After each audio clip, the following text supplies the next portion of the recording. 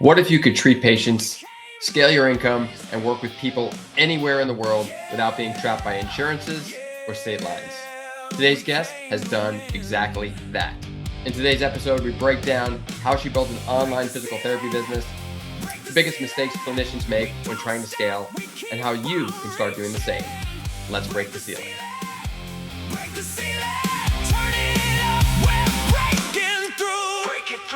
Hey everyone, welcome back to another episode of Break the Ceiling. My name is Scott, and I am joined today by Tayla Cannon. Tayla, thank you first and foremost for joining me. Why don't you tell everyone out there about who you are and what you do and why you do it?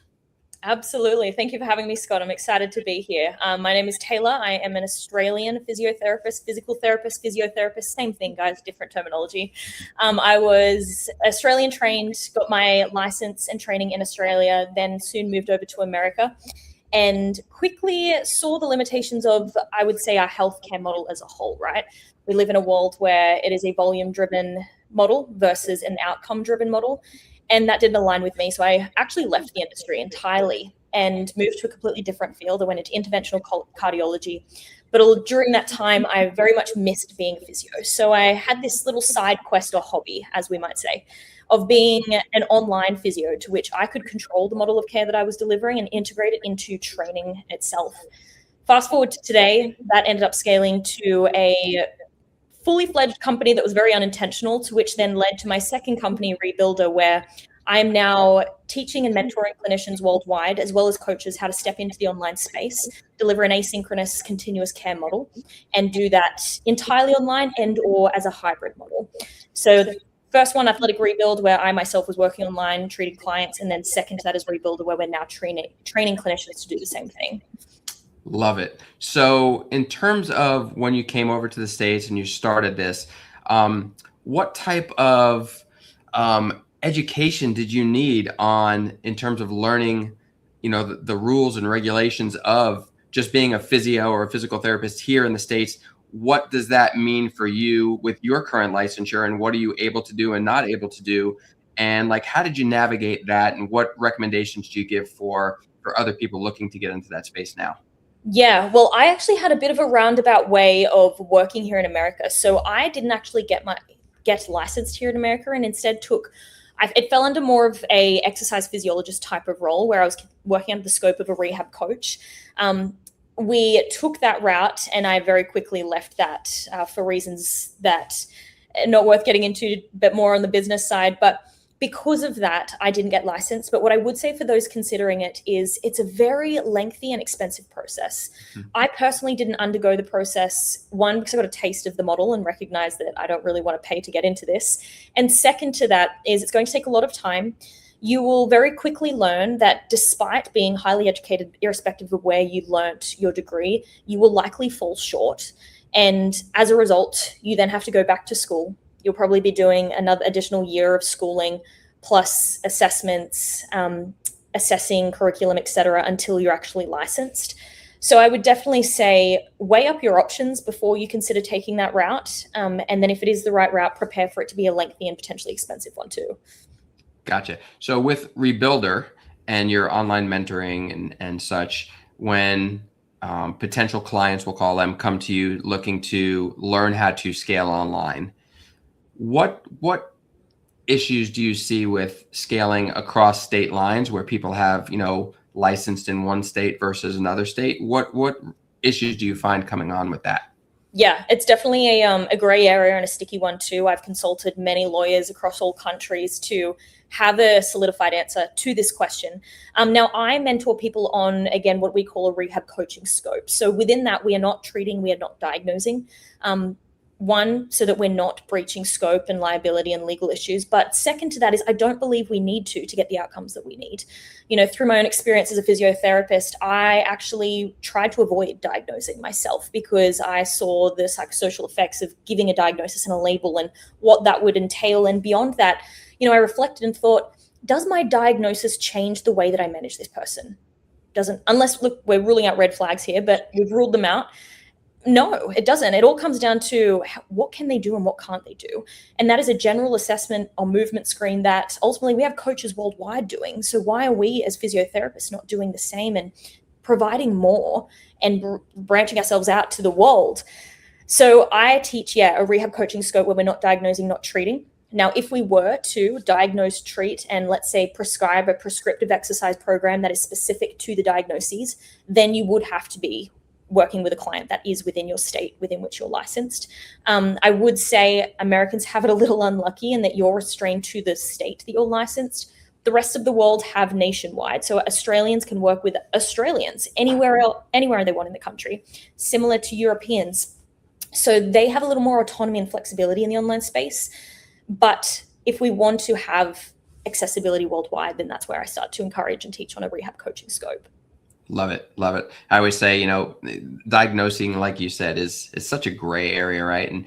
And when I educate students, oftentimes I'm like, guys, break it down to the simple stuff. Like, what isn't moving well and what can you help make move better? What isn't strong enough to deal with the demands you're putting on the body? Make it stronger.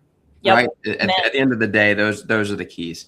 So we could talk rehab models all day long, I think, you and I, but let's talk more of the business stuff here. Let's stick to that. With regards to, growing your own business, let's just start with that. Like, how did it all kind of, you said it got bigger and bigger and bigger, kind of almost out of necessity more than anything else. How would you say, what facilitated that? What was the water and the sunshine that made that grow to where it is? Yeah, I would say there's multiple factors. And I think first it starts with what is your service? What are you delivering, right? Because when we step into the online world, it's not compelling to just sell yourself as an online physio, as an online rehab coach. You have to be solving a problem. So you want to work out what problem are you solving. So myself, I have a context of chronic pain prior to becoming a physio, where I felt personally the gap of rehab and training. That is, I was training for many, many years, and pain got in the middle of that. And I was ultimately failed by, quote unquote, the traditional model of care. So I recognized that there are so many avid fitness goers that are in chronic pain and have normalized their pain because they've tried everything else and nothing works. So my service was specifically to those people, and I spoke to them out of what I personally felt. And I think that's key in any business is, who are you serving? What problem do you solve? And how do you speak to that person? And I give this example to many people that I speak to, clinicians that want to step into the online world. Let's imagine you're in chronic back pain. You've been chronic back pain for 3 years. You get onto an account that is hey, I'm an online rehab coach and I treat people in pain. You go through their posts, you see shoulders, you see ankles, you see knees. You think, okay, this person kind of knows what they're doing. Then you get to somebody and says, hey, I work with athletes in chronic pain that suffer with back pain that's been around for 5 years. Here's everything I do that's specific to the back. I personally am going to opt for that person. So I think number one, being very clear on your niche and solving a real problem. And then second to that, I would say I got lucky with the online social media world, but I would say I wouldn't attribute all of that to the immediate success of the company. I think that came from solving a real problem and having people in my network that needed that answer.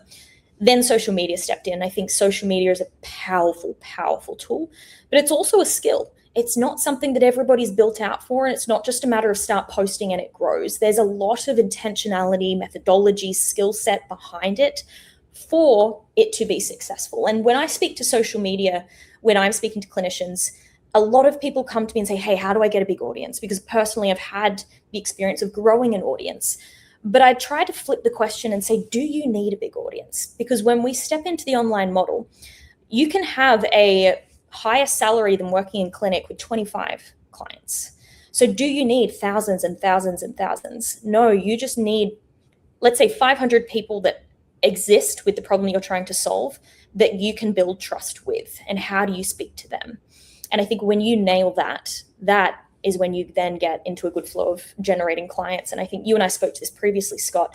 It's not just a matter of getting leads. It's, where is the bottleneck in your system? Is it how you're speaking to them? Is it how you're communicating through DMs? Is it how you're communicating on a call? Is it your offer? Is it your pricing? There's so many elements there.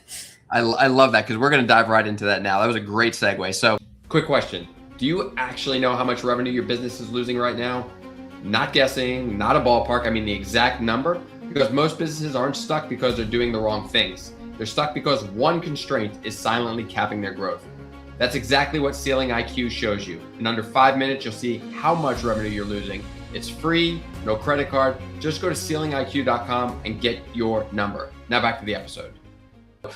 Like we said, and you just eloquently said, I break it down into like leads and then booking efficiency, and then, how your conversion, what's your conversion rate? How long are your clients or your members staying with you? And then lastly, how many members can you take on as one person in a one-on-one model? Or do you have a hybrid model? Like what exactly do you have? So let's go through each of those and just kind of talk about, you personally, what is your strategy in each of those? And then secondly, with all the folks that you coach, what are some of the issues that you feel that they face with that? So from the beginning, let's start, you mentioned it already. Let's go with leads. What is your strategy, and what have been some of the things that you've kind of had to deal with regards to getting more leads and really making sure that the leads are of high quality, right?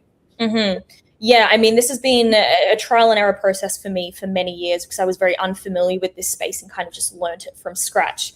Now, I've been fortunate in that I've had a growing audience, in that lead number hasn't been a problem for me, but having a system and understanding how the system works has been a process. So top of funnel is always content for me. That is, how do I bring people, build my distribution and get them into my, let's say, quote unquote funnel, but that would just start with, hey, become a follower. And that starts with content. And I think to start specifically with content, there's a strategy to content. That is, we're in a world right now of a very minimal attention span. And if you can't get attention within 3 seconds, people are leaving. So it doesn't matter how intelligent you are, how fantastic the concept you're trying to convey. If you cannot capture them in 3 seconds and get to the point really quick, it's not going to work. So the one thing that I've learned with content, what I personally do with my content, is I always lead with a curiosity-driven or a going against the grain type of statement, concept, hook, as we like to call it. Then from there, I've highlighted a problem. I then educate on the problem, and then I provide a solution. And I want at the beginning to let people know, hey, I'm going to provide you a solution, so they stay to the end. And as simple as content may seem, as simple as what may seem like a 15, 20-second video, there's so much strategy behind it to be able, one, to convey a concept, to build trust off of that concept, and to get people to stay till the end. Now, I use that as my top of funnel. And then from there, I typically am driving people to, for me personally, when I was taking clients, I would be driving them to a discovery call. That is, how can I get people from, hey, I see you, I trust you, I want to talk to you. That's my second step. Discovery call is then ultimately my sales pitch, to which I then transition to into my online care. I would say it was a very basic model. I've now learned and I'm now implementing back-end funnels when we speak to lead magnets. So that is, okay, I've captured someone with my content. Within the caption, I say, hey, comment this for a free resource. They then comment, they get my free resource. They then get into my email funnel system. Through there, I'm continuing to build trust through content, education, resources, to which I then do a series of follow-up emails that then pushes them to get on a call with me. So there's many different ways that people do this, and transparently, I'm still learning in this world, but I would definitely say capturing email, getting people top of funnel from content, and then getting emails is going to be a very important piece to the puzzle. How much ad spend do you do? Do you do any like meta ads or anything like that? All of your stuff is just free, organic, Instagram, organic. Yeah. Content. So content is your ad, basically, in what you're doing. And the beauty of that is it's free. It's free. So you provide content, people like it, they follow. From the follow, you've got them in your ecosystem. They're becoming comfortable with you. They're starting to trust you. And then from there, you start to go into that next model, which is how to get them onto a call. Like, how do I take them from a cold lead to a warmer lead to a call to then try to convert? So with regards to how many people would you say, or percentage, probably easier, of the people that like and subscribe, right? The common like and subscribe, how many would you say, what percentage would you say actually get on a call? That would be a difficult question to answer because I've been so overwhelmed with leads for 3 years that I don't market my service. So it takes somebody to actually scrape through my link tree to go to my website to find the service to get on a call. And I think even then, I have a list of hundreds and hundreds and hundreds of people. It's a good problem to have. It's a good problem to have, but I think I'd like to use that problem to, emphasize to those wanting to step into the online world, these people exist and they're searching for this service. Now, I would say percentage, I think, would very much be determined on the quality of your content, really. You know, I like to use the phrase as your social media is now your clinic storefront.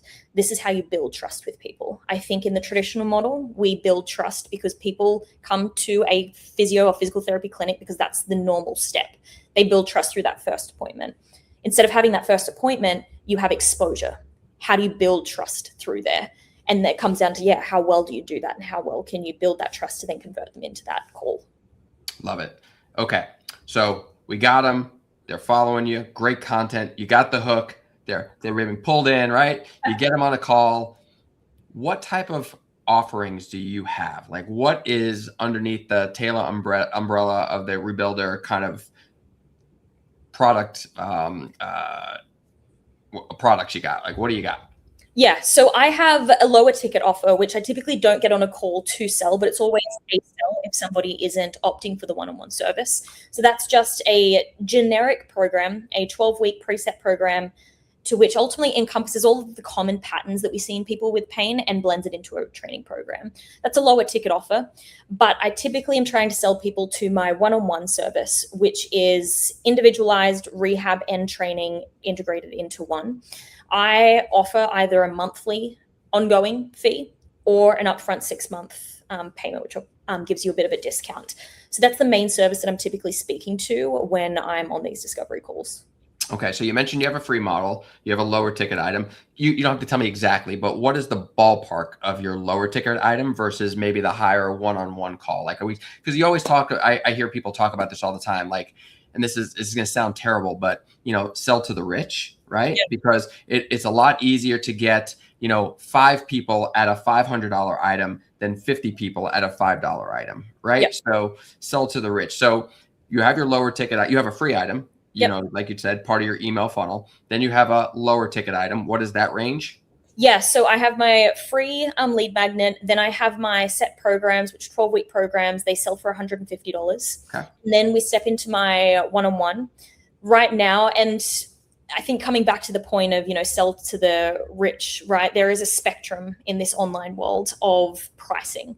And I would say the lower end would sit at $200 per month, which I would encourage physical therapists, PTs, to charge more than that, because you have personal trainers making $500-$600 a month, and you are a doctor of physical therapy that should be able to charge more.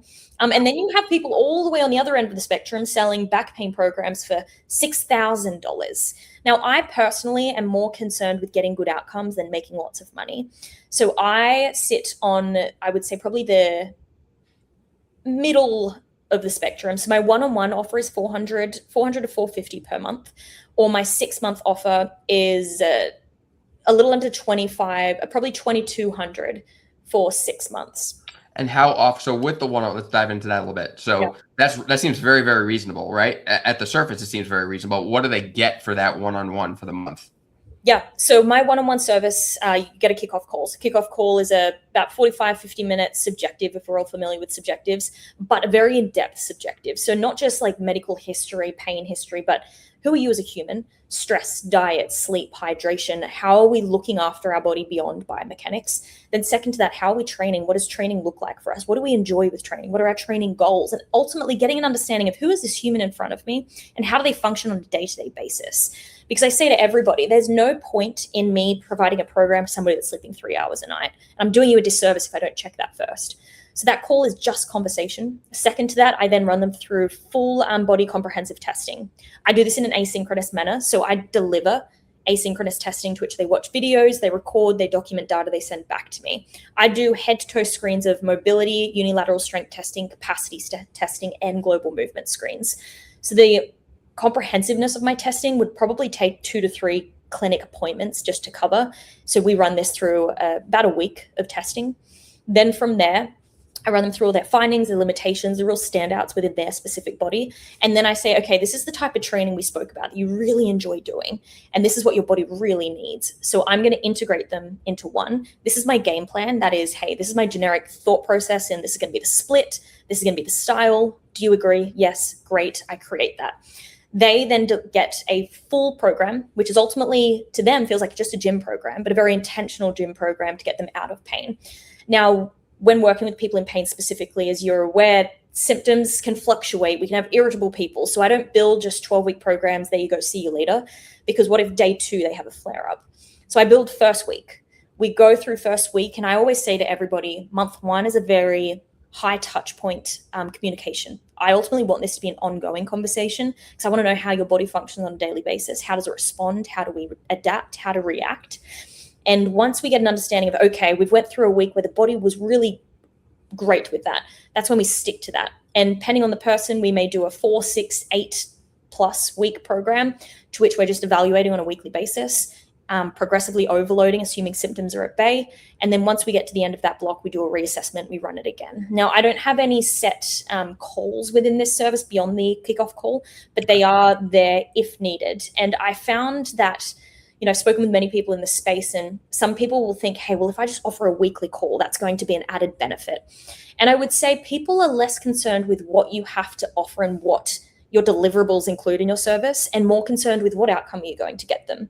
And I recognize that you don't have to throw all this stuff at them to get them to X outcome. So I never offered we get on a call once a week, and I found that people don't actually need to when you find the right path for them. Do they have access to like a text or an email for you if they have questions as they're going through their program? Yeah, so I would say we're communicating almost every day at the very beginning, and they have access to me whenever they need me.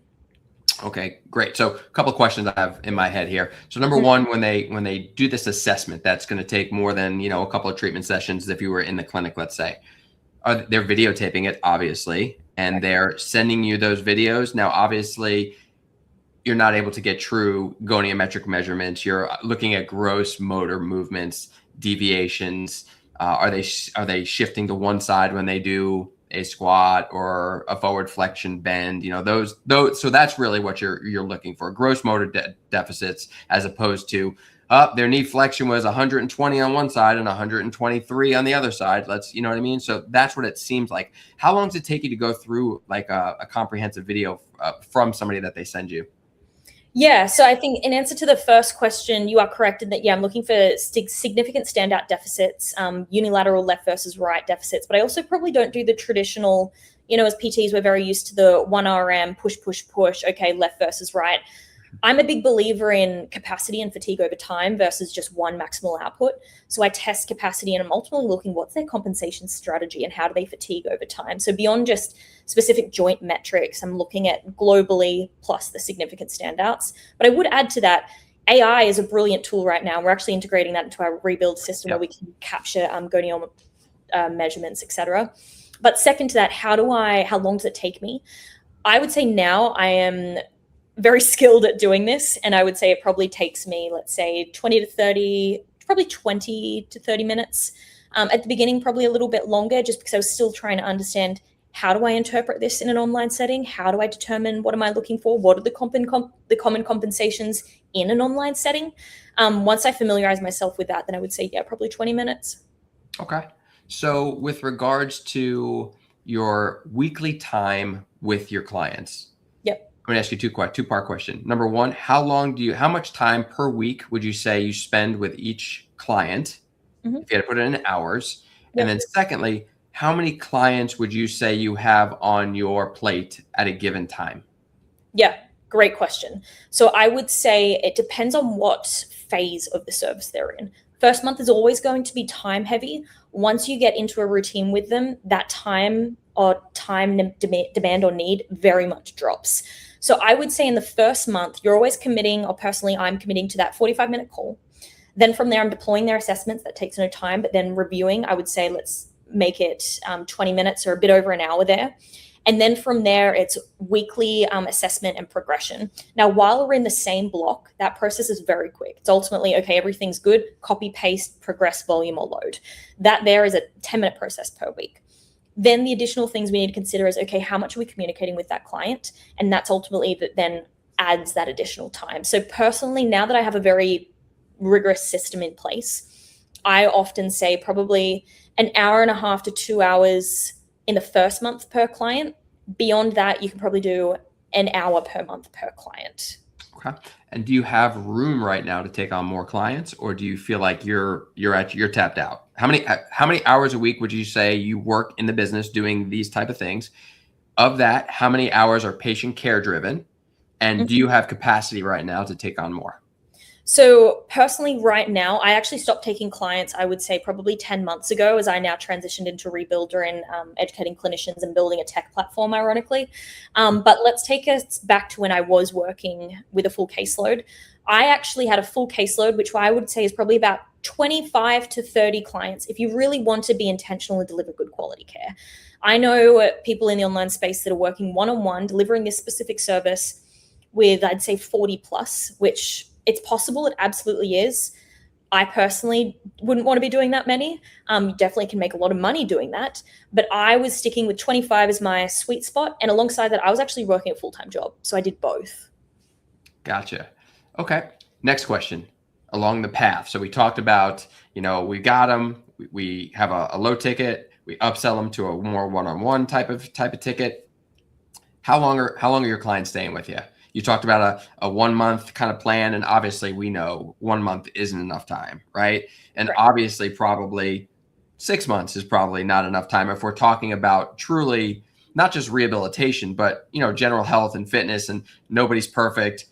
As we get older, we get worse and worse. We fall apart by the day. I know I wake up and I'm not doing well right now. As we get older, each day I'm just happy I get vertical, right? So, how long? What is your retention? How long do most of your clients stay with you? Yeah, good question. I think the beauty of the online model, particularly when you're integrating training, retention is much higher than you'll get in clinic. So personally for me, I have a very high retention rate in that when I started on the online model, I'd say 3 years ago, I still have clients that started with me on day one. Now, the beauty of the online model is that while we are solving a problem for them, that is, hey, they're coming with pain and we want to get them out of pain, we're integrating it into their training. So while we get to a point of pain-free, we then get to a point of, hey, I really trust you and I don't want to leave you. And I really enjoy the service that you deliver in your training. So they end up just staying. And particularly when you're working with chronic pain clients, that trust is paramount to their success, but also very, very high indicator of very high retention rates. So in answer to your question, I would say very high. And that comes from building trust through the process, integrating training within their plan. Gotcha.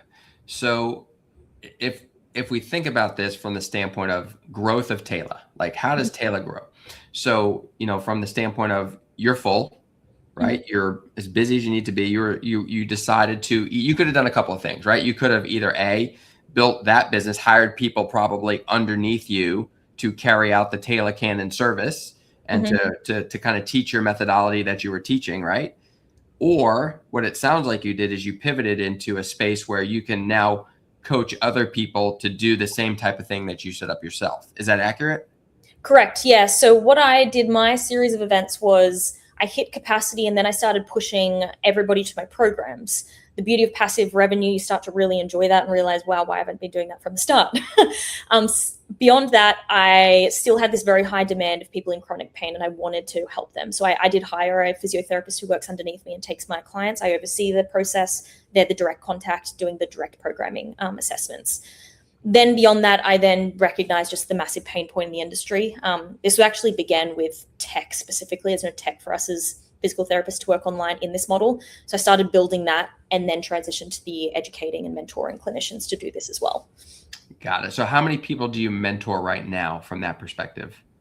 I have mentored probably 400 plus clinicians worldwide at the moment.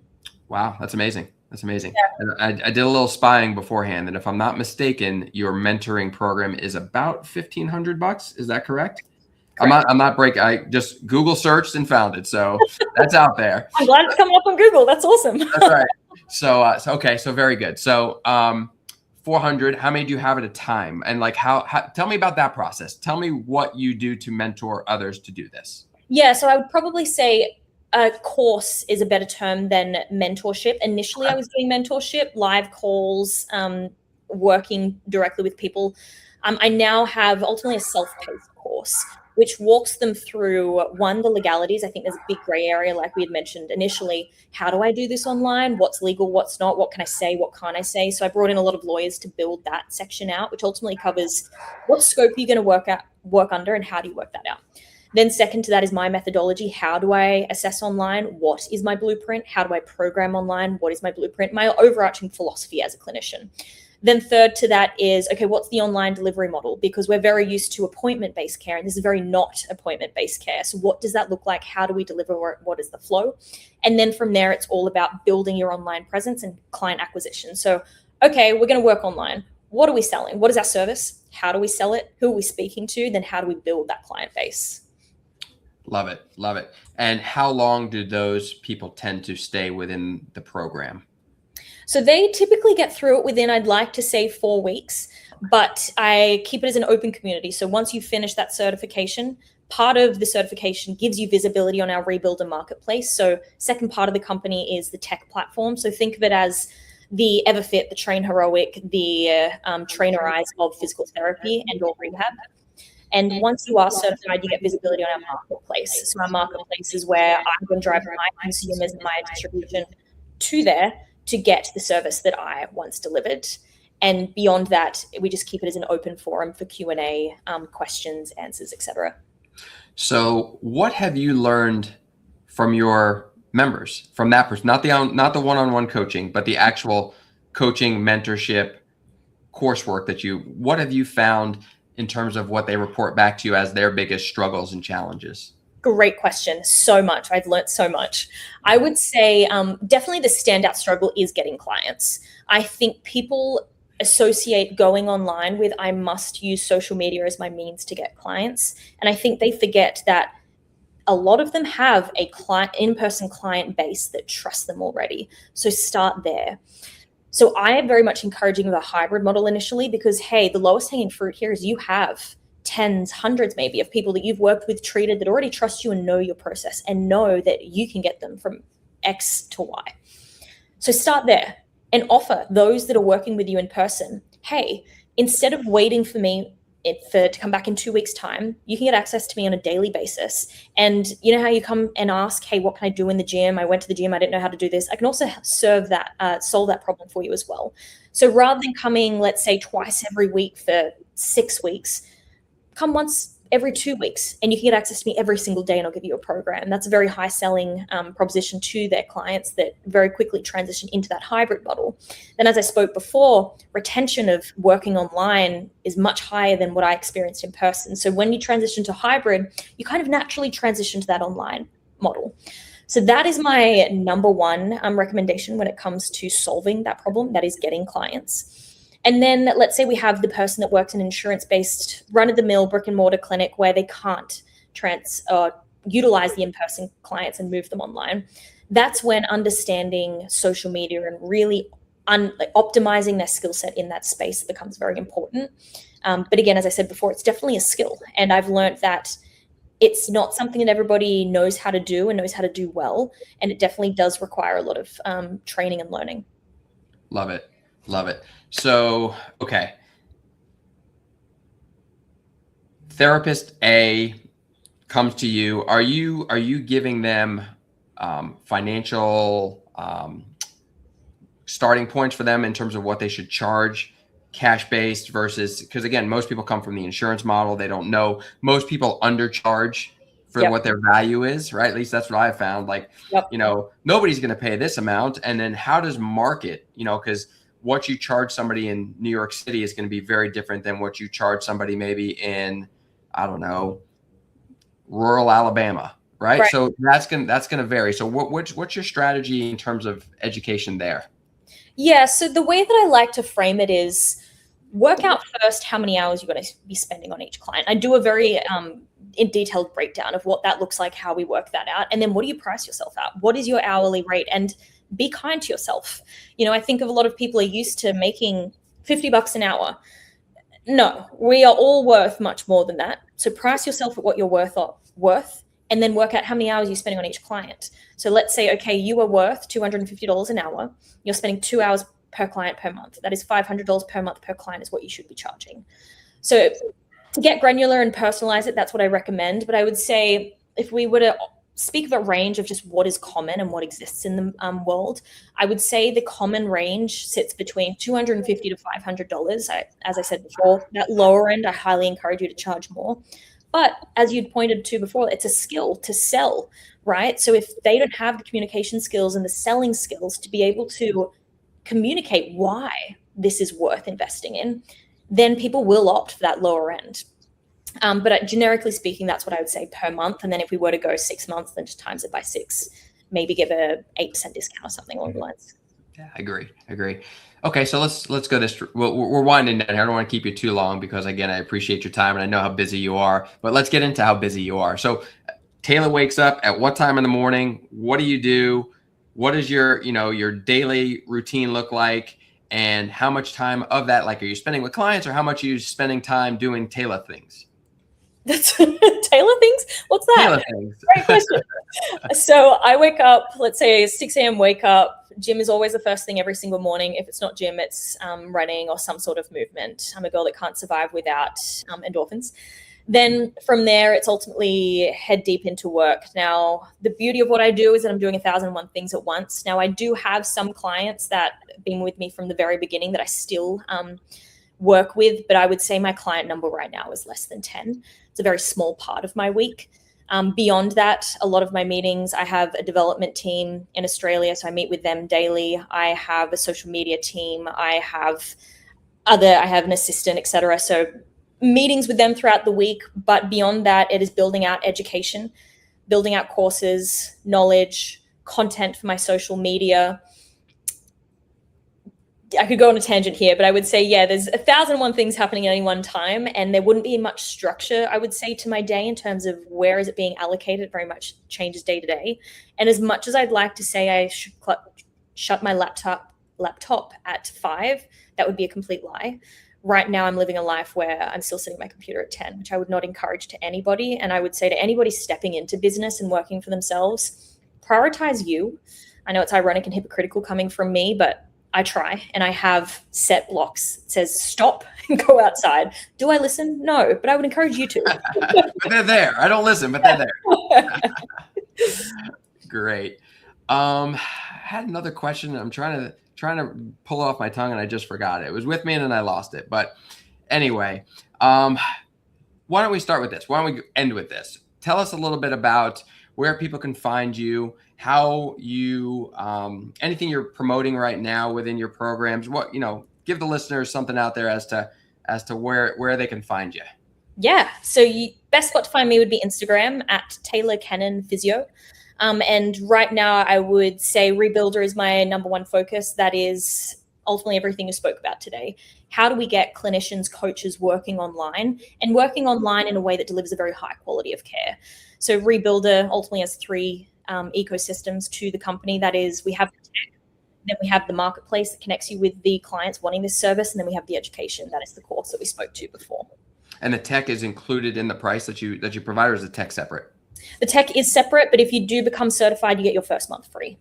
Okay. And certification. Do you have time to talk a little bit about certification? Absolutely. All right. Yep. So let's talk about the tech and like what exactly is the tech, and then how does that play into the whole certification model?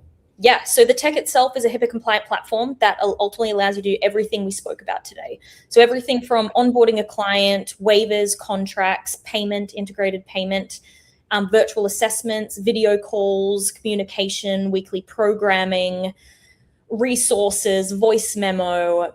Everything you need to work online is in one system versus using 5 fragmented systems. All HIPAA compliant, so you can do it whether you're working under a license or not.